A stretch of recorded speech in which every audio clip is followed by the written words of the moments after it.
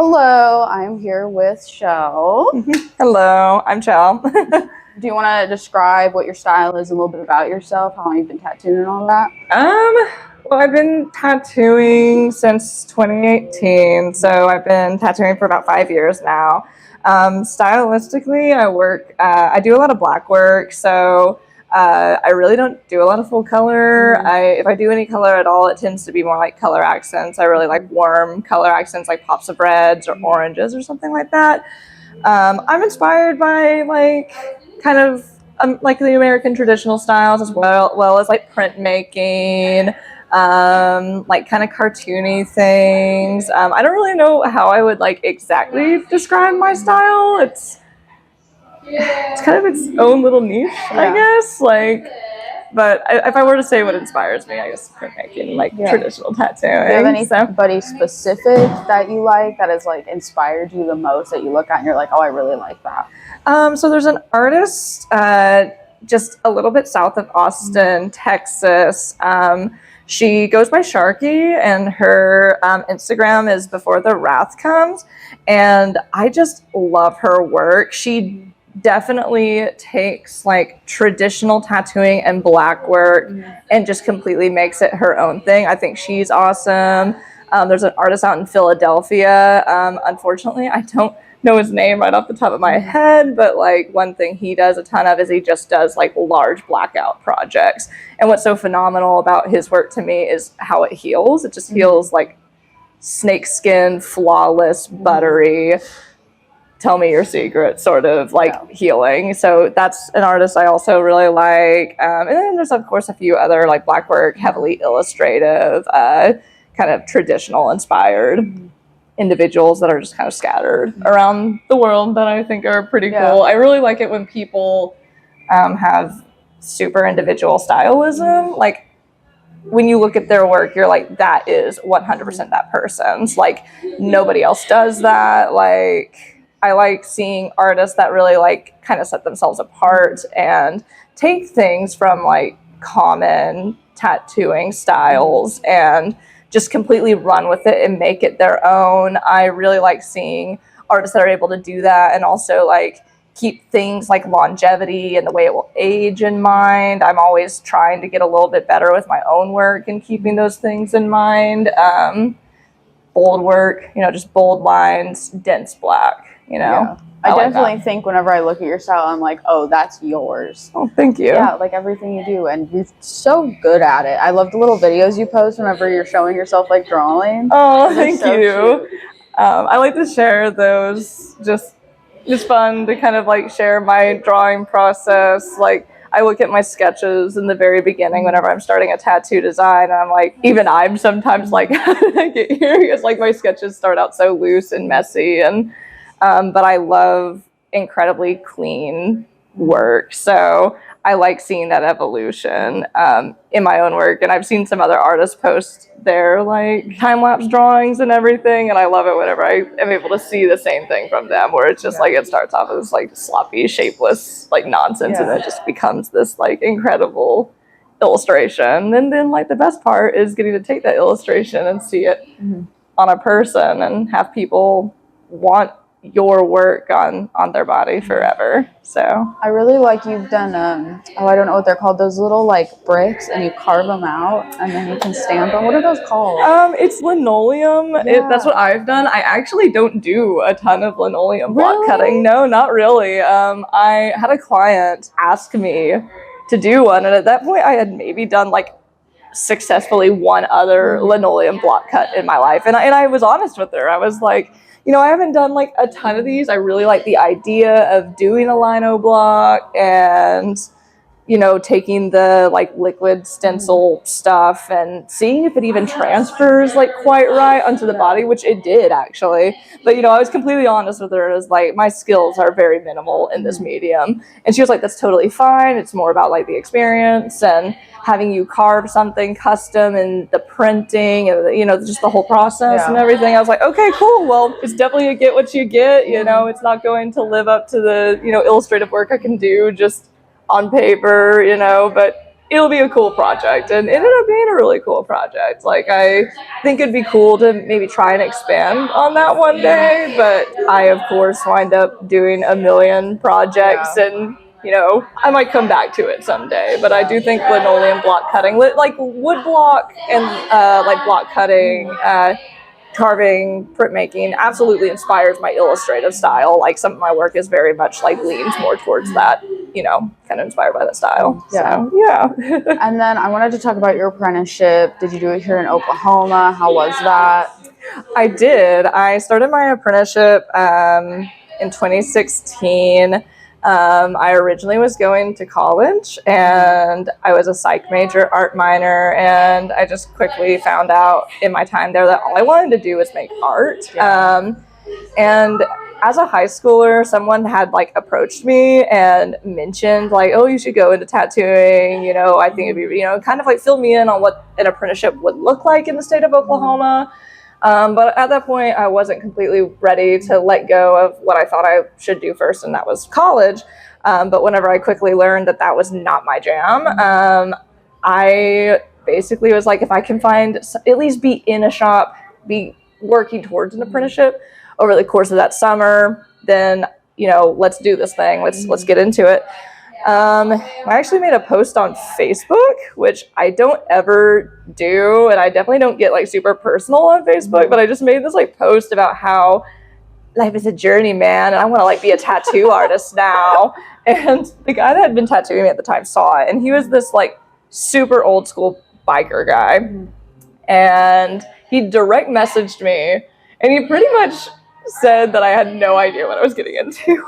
Oh, he was like, you know, you're young, you don't, you know, you're this outsider looking into this industry, you don't really know what it's about. And I was like, oh, okay, cool, thanks. And he was like, no, if you want, you can start by coming into my shop. I'm not promising you an apprenticeship, but you can come in, you can kind of see what it's like to be in a shop.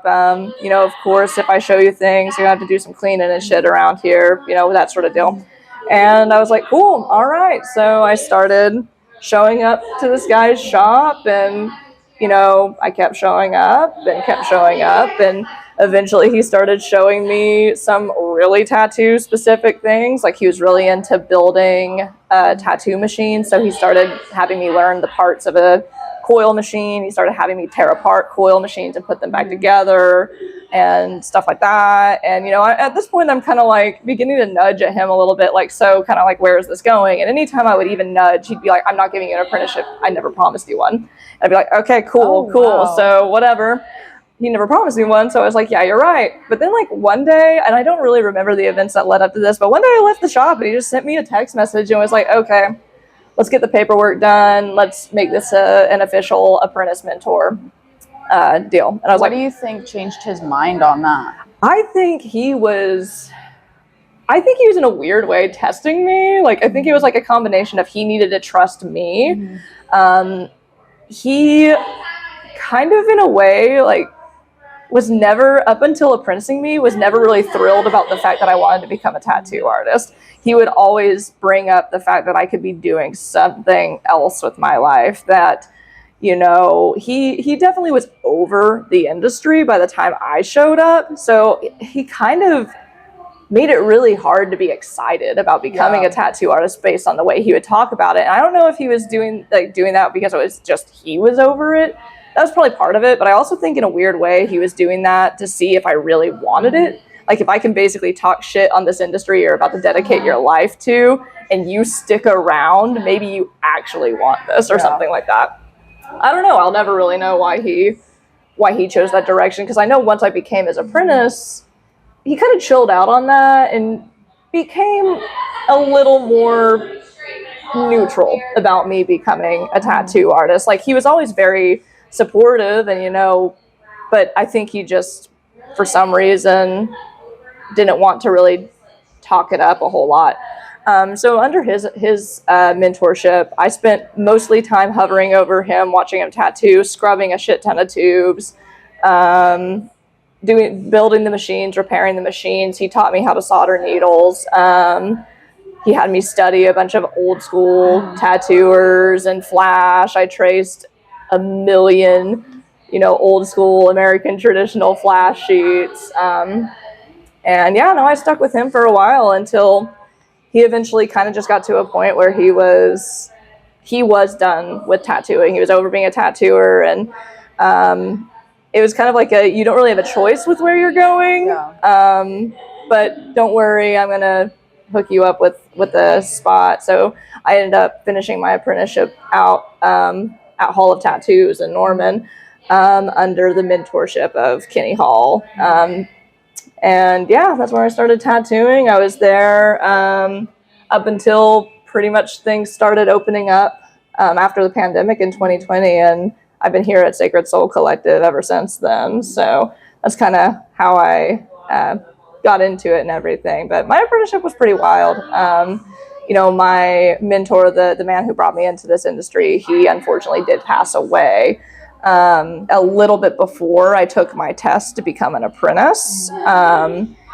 And that made becoming a tattooer and making good at this even more important to me, because it was like he passed this information down to me and he quit pretty much. Like he would maybe do some tattoos on some buddies every now and then, but as far as him being a tattooer for a living, it was like, all right, kid, here you go. Do something with this, and I'll be around, sort of thing. So, after he passed and everything, it was very much like, oh my God, like I am his legacy with tattooing, and I want to do the best I can possibly do. So, his wife and everything actually came to my test because he was going to be there. So, because he couldn't be there, she came and pretty much was like, if you pass your test, I have some things for you. And I did. So we go out to her car, and she gives me one of many paintings I have since acquired from him. I got to pick out a machine he built, which I actually have here in the booth. I have the machine that he built and the one I built with him. And it has his carving, his name carved in it, and the date he made it and everything. And then she gave me a little Altoids box of some of his ashes. So I also have a literal little piece of him here in the booth that I tattoo in. And whenever I got my job here at Sacred Soul, that was the first time I had my own booth. Up until that point, I had a roll around cart, and I just went from booth to booth to booth. I didn't have my own space. So whenever I came here and I finally got my own space, it was really rewarding to be able to bring those machines from my home and bring the little piece of him I have here, and get to see my career really begin to grow, and always kind of having a little bit of the person who brought me into the industry with me all the time. So I really appreciate having that connection and everything to the tattoo industry. And not some of the things that happened weren't ideal, but I'm very thankful that old crusty grumpy biker took a chance on me and gave me a career that I absolutely love, and I love doing what I do. So are you ever worried that you're gonna get burnout like he did, and that do you ever get frustrated with your art and everything? I feel like everybody does. Oh, for sure. I mean, as far as burnout goes, I think about it in terms of it comes in waves and everything.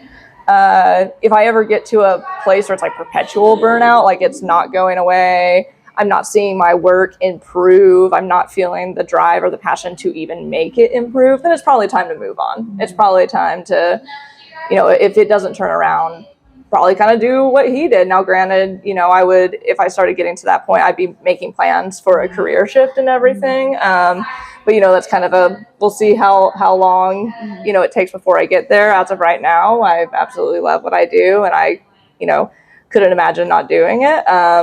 But with the art and everything, I, of course, definitely get frustrated with it.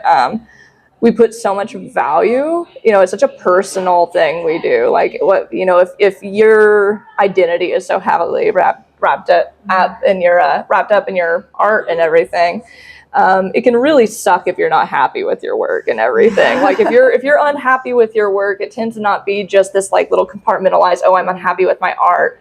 It's like, I'm unhappy with myself. Like 100%. That's what I feel all the time. Yeah. You literally hit the nail on the head with that. For sure. Yeah. So I definitely go through those waves. I go through waves where it's like you're seeing like little light bulbs are coming on. You're seeing improvement. You're seeing more of what you want to be seeing out of your work. And you almost have this like momentum. And then all of a sudden, like a wrench gets thrown in it. Or maybe just something in your mind starts telling you that you're no longer happy with this and you want to basically like see your art go to the next level. But it takes time and you have to like figure out what that looks like for you. And those little periods where you're trying to figure out the next step can be really painstaking because you're just like, you're unhappy with the work you're creating. Until you get back to a space where all of a sudden that aha moment happens, you create that piece that suddenly just pulls you out of it and you kind of ride that for however long until it happens again. You know, it's just growth and everything. I think for me, I definitely have to sit there and take an opportunity to be like, hey, like you are more than your art. You are more than a tattooer. You are more than these things. Your identity is so much broader than just these things because, you know, I say all these things about how if you're not happy with your art, you're not happy with yourself. That's not exactly like the healthiest relationship to have with what we do, you know, like, so trying to sit down and actually be like, hey, like you still retain value, even if you're not particularly thrilled with the art you're creating at that time. It will get better. You will get to a place where you're happy with it again. Just maybe take a moment to step back and see yourself for more than your productivity and what it is you're creating. So I try to practice that, but it is so hard. Yeah. What brought you into tattooing? Like you said, you were going to college. Do you think that people should go to college or like do anything else before they go into tattooing? Not necessarily. Like, wanted to give it a try, see what it was all about. I think, and admittedly, like tattooing seemed really daunting to me because, like, you know, if you're like that kid that has drawn pretty much your entire life, you've probably at least have someone come up to you at some point and say, oh, you should be a tattoo artist. And for me, it was like, that would be really cool, but I could never do that. I could never mark people permanently with my art, you know? And also you just don't know anything about it, so it seems really, you know, it's foreign and sounds almost like impossible. But I think that just, I knew that I wanted to do something with art for a living. And, you know, my goal as a tattooer, once I did start pursuing tattooing and everything, was I want to put my art on people. I want people to come to me for what it is I do.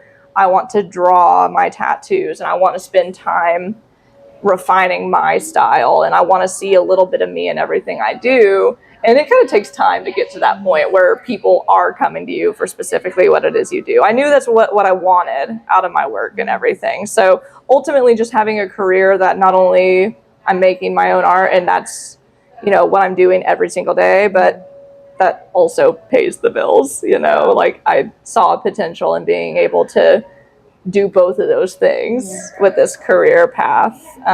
So just, I think my love of art and the fact that it's honestly one of the only things I'm able to really dedicate my full attention to, like just with the way my brain works and everything, like I can kind of hyperfixate on while I'm tattooing and also whenever I'm illustrating for tattoos. So I'm able to actually get stuff done without letting, you know, the ball drop or anything. Because with college, that was my biggest problem, is like I'm in these classes and because you're not like, it doesn't intrigue me, I'm not able to really like hyperfixate on what it is that's going on. So I just didn't do it. I just didn't care. And that's a lot of money to just like go down the drain just because I don't care.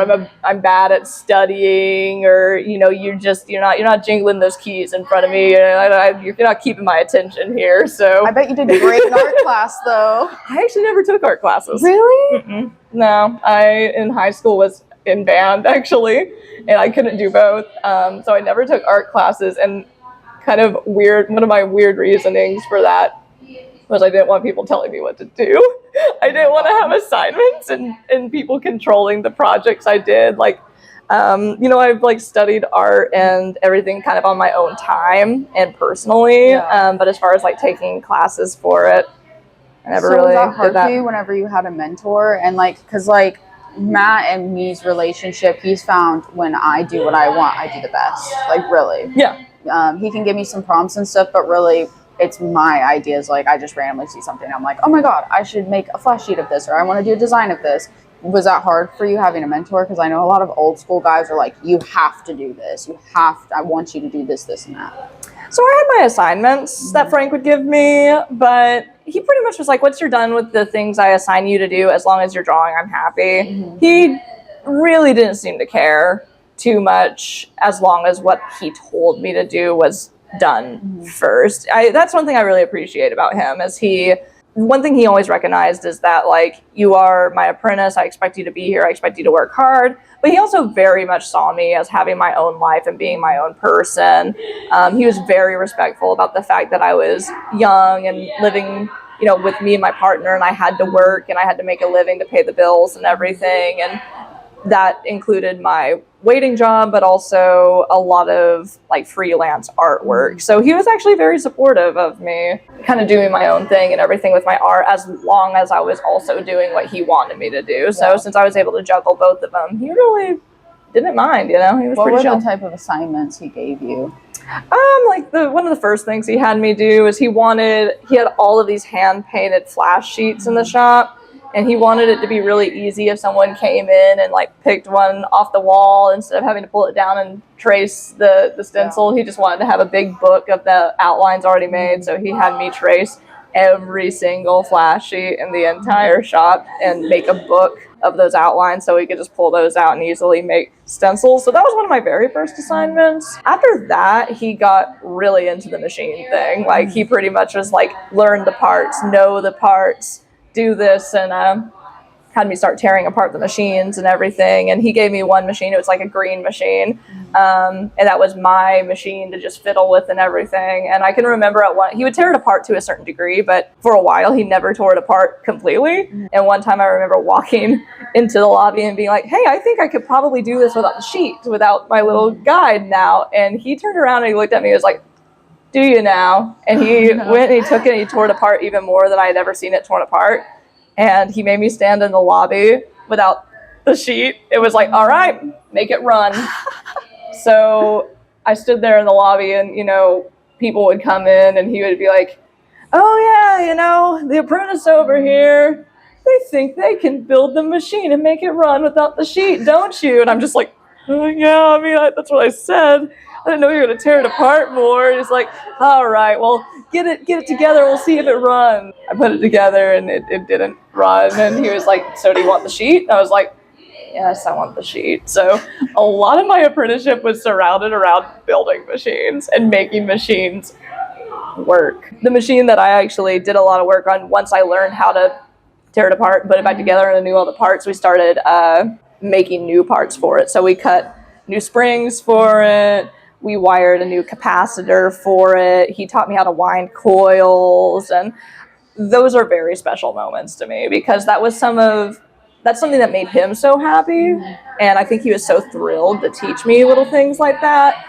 And then it just was like getting to be so hands-on with him, and winding coils was actually really difficult. So he would stand there and he would watch me wind the coil, and if it started to get like messed up and everything, he would step in, and he was just so patient with that process. Like that was one of those things where his patience really shined through with working on machines and everything. So I really enjoyed that part of those assignments. I haven't torn apart a machine since then, but it's cool that I got to, I don't think a lot of apprentices get to do that sort of stuff these days. Most of my apprentice friends do not do that, or they learned it on their own. Yeah. Because a lot of people use the dildo wands, as they call them. Yeah.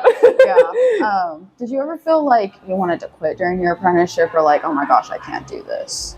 So much. Not really during the hours, where you're not tattooing, but my God, whenever I started tattooing, like I passed the test and everything, Like, that was admittedly probably one of the harder years of my time on this planet. Like, one, it didn't come as naturally as I thought it would. You know, I went into this thinking, like, at the time I was doing these really super clean, kind of simple ink drawings. That was kind of the main thing I was doing. And, you know, I would always get compliments on how clean those drawings were. So I was like, that's exactly the way my line art and tattooing is going to be right out the gate. It was not like that. And, you know, it was just like, I think it was like definitely a lesson in I guess our artistic egos and everything. I went into it and all of a sudden I'm like, okay, this is a new medium. This is something I'm going to have to learn. I realized that I was really nervous about things that just are fundamental in tattooing. Tattoos hurt. I didn't like the fact that I was essentially hurting people. I had to kind of get over that. And, you know, I had a really hard time letting go and just letting myself see the progress and everything come forward. I just wanted to be good at it immediately. Yeah. So whenever I realized that that wasn't happening, this is something I was going to have to work for, I became determined to do that. And, you know, I was always super disappointed if I didn't feel like that was coming fast enough. I mean, countless evenings laying in bed thinking about that tattoo you did and thinking you're feeling good about the tattoo, but you're like, well, what's it going to look like once it's healed? What's wrong with it? You know, like, what's wrong with it? You know, what did I do wrong? Or maybe it was a tattoo that you didn't feel too good about, you know, early in those days. And you're also laying there, staying up at night, thinking about what you could have done differently. And, you know, constantly like kind of problem solving in your mind as you're getting to a point where tattooing is just this really natural thing you do, that it's just, you know, bread and butter, your day to day. You know, because that's how it is for me now, where it's just like, you know, I'm constantly learning and constantly pushing myself to become a better artist. But overall, it's not like I'm getting all, you know, in like nervous and everything. Yeah. You know, it's not like I have to go into the bathroom and give myself a pep talk before every single tattoo anymore. It's just my job. So looking back on those days and being like, that was so intense. But then like you can also look back and you can start seeing that shift. You can start slowly seeing where things got a little bit better. You were a little less nervous, and then eventually you just are kind of like, okay, so now that I'm not over here like a nervous wreck about the tattoos I'm doing and, you know, what I want to see myself become as an artist, now it's just about improving as an artist, and it becomes a lot more fun at that point. But that was a rough time learning how to tattoo, honestly. I definitely feel the same way as you. Like, I'll do these flash sheets, and I've been tattooing some on my flash, and it'll be like, I felt very confident about the designs, everything, then I put it on human skin, and it's like I didn't do that design. Like, going onto the skin, it's like, holy shit, oh my god, and I get nervous. And I've even been tattooing people that I know. Yeah. Like, so yesterday I did a Kirby, and I've never met this person before, and I was like freaking out, and then some walk-ins came in, and I ended up doing the walk-ins, and that like helped me to chill out a little bit. But it was definitely, it's nerve-wracking when random people will text you, be like, I want a tattoo, and then you get even more nervous. So yeah, I've definitely had that problem really, really bad. Like, those early days as a tattooing apprentice, for some of us, it's just like, this is not what I expected. I think it's because I didn't expect it. It was so bad. I thought it was going to be so much easier. I think that's what really caught me off guard, is I thought it would come so naturally and just be so chill. And it just, no, it was not. Like, all of a sudden my brain started doing what it does best, and that's overthink. Oh my god, I found it hard to like even talk with people while I'm tattooing, because I'm new. Oh my god. Or like, people will go to grab their phone or their vape and something, I'm like, oh, don't fucking move, please don't move. I'm new at this. I'll fuck it up. Like, just stop, just chill. Have you noticed that it's really hard to breathe normally and while you tattoo? Yes, I will hold my breath, and I'll just be like, oh yeah, no, I would have guys in the shop loom over me whenever I was learning how to tattoo. That's the worst. They were just like staring down at you, and you know, you're like, oh my god. But I would just have them go, breathe. You need to breathe. You can't hold your breath that whole line you're pulling. Like, they you like gotta to breathe. joke with me. They'll come up, especially when it's people I know, so they know they can joke. I was doing this rainbow bright on this lady's back, like under her shoulder blade, and they came up and one of the guys were like, the thumb is backwards. And it wasn't, but I was like, oh my God, don't say that. What's wrong with you? Yeah, no, or like, yes, no. And you get to a point where like they make those jokes so frequently that you just like don't even react. You become so just like, like, yeah, I mean, it makes you double and triple check your work and everything before you put it on somebody for sure. But like, yeah, I remember they would make similar jokes with me, and at first I'd be like, really? They'd be like, no, and like, that's a knee slapper, and walk away, and I'd be like, thank you for making this so easy on me. Yeah, I did a rose on my dad for my first tattoo. I tattooed myself, but I tattooed him as like my first. I count that as my first real tattoo. Yeah. Because tattooing myself, it's way different. The positioning was different. So yeah. But I had it all drawn up, and I was showing the guys what I was gonna do, and one of the guys went, "That looks like a prolapsed butthole in the middle," and I was like, "Oh my God, why would you say that?" Yes. And then it made me overthink it. And I was like, "Dad, do you want me to redraw this ball?" He was like, "No, it's fine." And it ended up looking fine when we got the color and everything in, but I was just like staring at it like, it kind of does look like that. They just like to get in your head, you know? Oh my God. What has it been like being a queer person in the tattoo industry, especially in Oklahoma? These people here, oh my God. So, you know, whenever I started my apprenticeship, I was not out. I actually have been out coming up on 2 years now. You know, and being perceived as a woman is one thing in the tattoo industry, especially being an apprentice. I will say that, like, I think for me, coming out as queer, as someone who's trans and everything, it couldn't have happened in a better space for me. Yeah. Being here at Sacred Soul, I'm among a supportive, wonderful group of people. You know, I was able to come out and just basically tell everybody this is who I am, and just, you know, open arms, like, that's awesome, you know, we're really happy to see that you are living your truth and everything.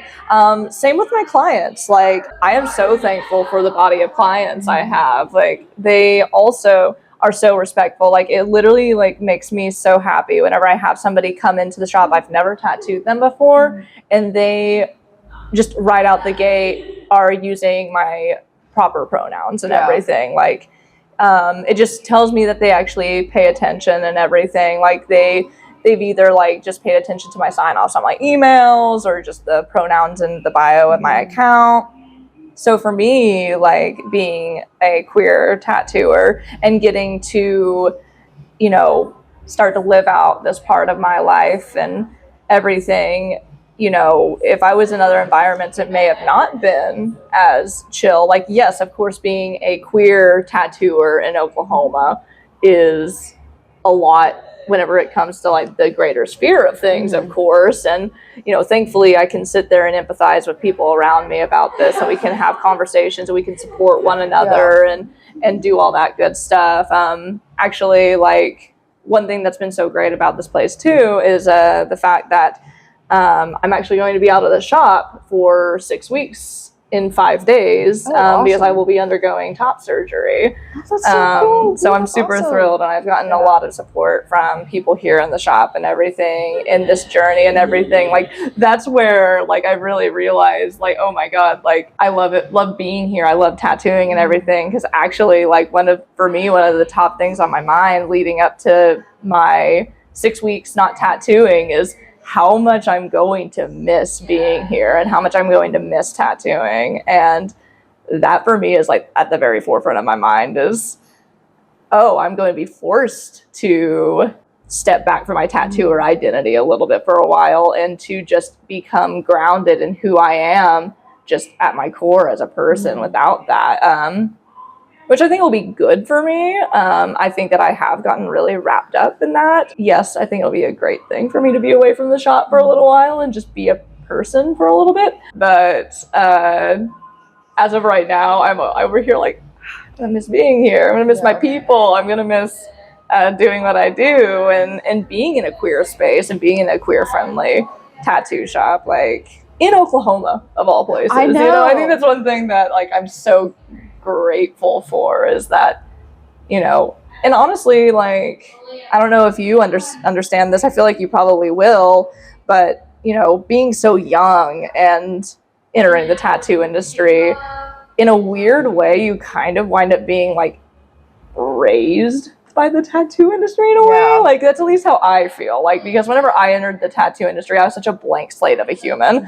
I had come from such a, you know, kind of restricted and rigid background. I didn't know what I thought about anything. I didn't really, I was completely starting over my like my foundation as far as how I view the world and everything. So tattoo shops are where I found myself becoming a more confident person. I grew a spine. I started knowing how to don't care. Yeah, exactly. Just out there. Yeah. Exactly. Like you become a more you know, I got to see myself become a more confident person. I got to see myself grow into my identity and everything. And by the time I finally was ready to come out and share that with the world and everything, I was thankfully in a space like this. I honestly don't think if it wasn't for being in such a open and, you know, open-minded and wonderful space like this, that is, I mean, just skyrocketed my art and helped me learn so much as an artist and everything. And just along with the support in other aspects of my life, I don't know if I would be even out now, you know. I may have continued to kind of live my life in the closet because in a weird way, like in some of those environments, it may have been easier to do that, not have to explain to everybody in great detail who I am. And, you know, but here, you know, it's just kind of like, all right, guys, this is me. Like, okay, cool. Good for you. Awesome. And the shift has been super easy for everybody, I think. Yeah. So I love it. I loved whenever I was looking for an apprenticeship, I came here and you talked to me for like 2 or 3 hours. Like, it was so awesome and welcoming, and your guys' shop is just amazing. Like, I don't know. I haven't been to a lot of, like, most of the shops I've been, they've been nice to me, but it's still like that old school biker. Almost everybody I talked to was a guy. I even had a shop tell me he didn't know how to apprentice me because I was a girl. And I was like, I don't even know what that, what does that have to do with Like, it has nothing to do with anything, whatever. Okay. Yeah. So I was like so happy when I came here, like, because I was just bouncing. It was like a goose chase all around Oklahoma, just going shop to shop. And just like, what's crazy is it's all about timing. It is. It really is. You really can't. There's not a lot of control we have as to when or whether we wind up in an apprenticeship, especially a good apprenticeship, you know? Like, I really like being a person that aspiring tattooers can talk to, because I know how hard it can be for you even find somebody to give you the time of day. Like, and I get it. Not everybody has the time or wants to spare the time and everything. Like, you do you, and that's not something you want to do. But for me, I don't know. I guess I would have appreciated a little bit of that warmth and everything. Yeah. So I guess I kind of like to try and, you know, answer any questions that I possibly can for people that are looking into becoming tattooers, you know, give little bits of advice that I feel like I can give. Like, I can only give so much, but I'm kind of like, at least a little bit can go a long way, I feel. So yeah, I'm pretty much down to answer questions or sit down and chat with someone who's interested in tattooing pretty much any time. Yeah, I definitely think you are like one of the people that is stuck in my memory whenever I was going around for apprenticeships, because a lot of people were like, just go to this job, try this job. They didn't even want to look at my stuff. A good amount of people, though, were they would look at my stuff and give me helpful tips. Like, you should do this and that, which I think that's appreciative. Even if you don't want to like apprentice somebody, you should at least like give them some notes or like help them out. Or be like, hey, why don't you try this shop? I know this buddy. Like, that was pretty much how it was when I was running around the city. Was just like, oh, have you tried this shop? Blah, blah, blah, blah, blah. I even had somebody tell me to go to Texas. Yeah, he was like, oh, you're not going to get an apprenticeship here. Like, it's really hard to get one here. Maybe you should try Texas. Like, I know somebody there. I was like, I don't know if I could do all that, but. I have heard similar things. Because, it is kind of hard to find an apprenticeship around here. Like, you know, even as I'm sitting here, I'm like, if somebody were to approach me and ask, like, where can I find an apprenticeship, I literally wouldn't even, I wouldn't even know. I mean, I would give as much advice as I possibly can, but as far as like knowing where to send somebody, I'd be like, We have so many kids, especially like I love it. It's like women, alternative girls that come into the shop and they're like, I'm looking for an apprenticeship. I'm like, that is so awesome. Yeah. Like, I don't know where to tell you, but like, do you have any work? A lot of the times they don't. And that's like my biggest thing when people call. I'm like, don't call, like come in with a portfolio. Because that's like, then they could send you to somebody, you know? Exactly. We had a kid come in and his dad got tattooed by Matt super long time ago. And he came in and he had a portfolio and Matt gave him like the best advice. And like, because he had a portfolio, hey, maybe you should try this guy. Because there was a lot of superhero type stuff. Yeah. So like, yeah, but I don't know. I like people coming into the industry, but I also think that they should really want it and they should try to drive for it. Because we have a lot of people that come in and they just see it on TikTok and they're like, I could do this. And it's really hard. It is. It is.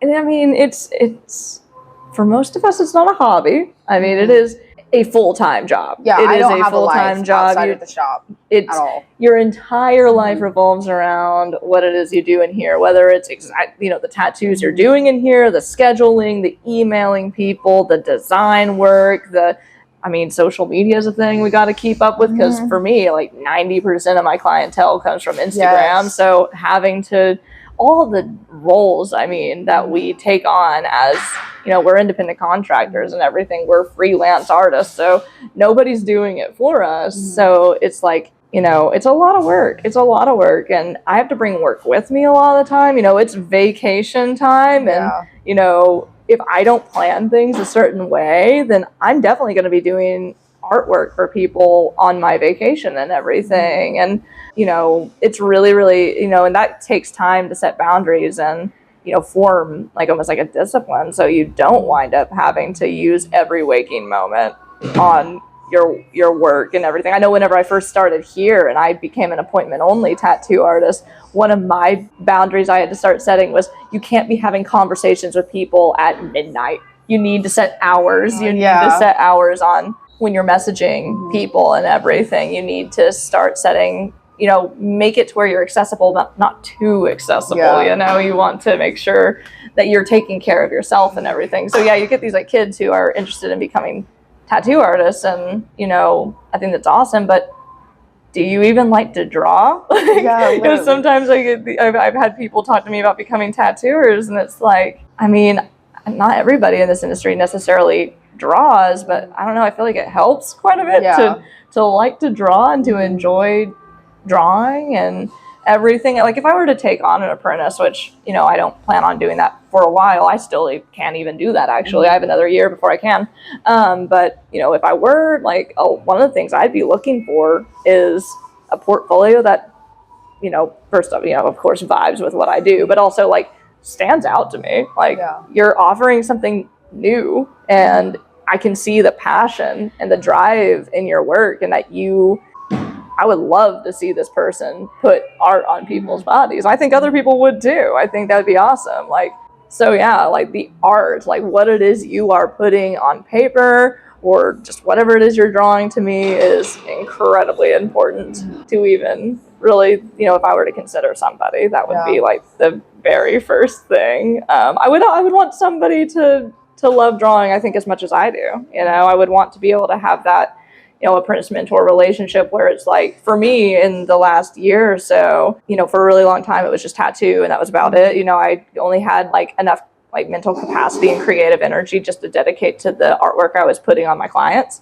But within the last year, I've been able to actually start being like more than just a tattoo artist and start getting back into other aspects of art and everything. And really, really, like, I always loved drawing, but really finding my love for drawing and creating again in this past year and everything. And I've absolutely loved that. So, a lot of the time I'll draw the artwork for a tattoo. I'll do the tattoo.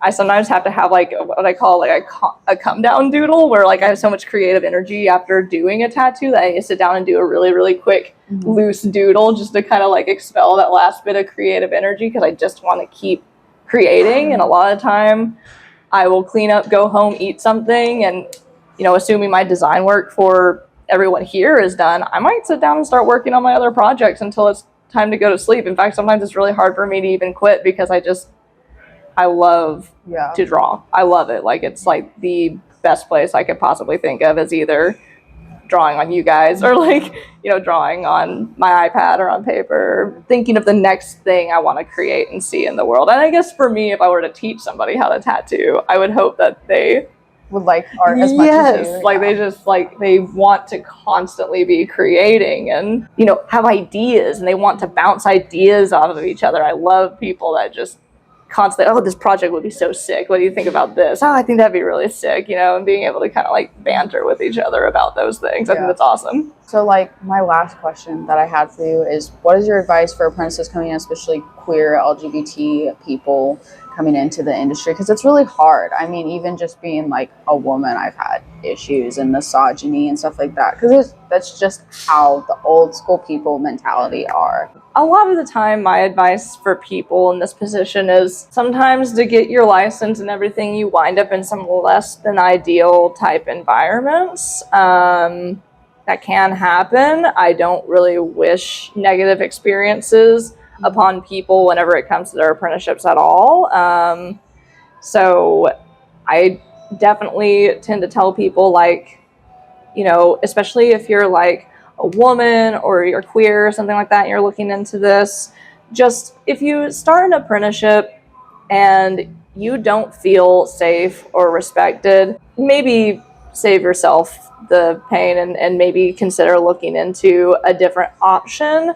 Definitely chat with other women and queer artists, people that have already done this, you know, reach out to them, see if those people are looking to apprentice somebody, because I think you would probably have a much nicer time if you're apprenticing with somebody who kind of gets the position you're coming from. You know, definitely like your safety and everything comes first and everything. But if you do wind up in an environment and everything, and it's not, you know, exactly where you would like to be, as long as you're being respected and the people around you treat you right, then just do what you need to do to get your license. And if that environment is not somewhere you want to stay long term, that's okay. You can move on, and you can move on to a space that's better for you after you get your license and everything. Like, you know, the environments I started in weren't necessarily bad. You know, I don't necessarily look back on them and go, oh, that was awful or anything like that. But it definitely wasn't like where I wanted to be forever. I knew that there was, you know, those guys did everything in their power to make me feel comfortable and all that good stuff. But, you know, at the same time, like, I'm not a middle-aged man, you know, I'm not, you know, I kind of was thinking that I'd maybe like to be around some artists that get me a little more, that I get a little more. And I will always be thankful for those dudes and, you know, all the time they spent getting me here and everything. So if you can have that experience and just kind of learn a lot of lessons and, you know, from your mentors and everything, from the people teaching you, and get to a better position in the future, then, you know, something that reflects more of who you are, that's okay. But just never put yourself in a position where you feel unsafe. You know, it's, tattooing is cool. It's not worth feeling like you are not respected or safe during your apprenticeship. You just got started with your tattooing journey, and I think that's super awesome. I'm super excited for you. It's really, really cool for me whenever I get to, you know, have a conversation like the one you and I had whenever you first came into the shop, and then to actually see that person tattooing people. That's badass. I think that's awesome. So, I mean, if I were to say anything, I guess it would be just congratulations.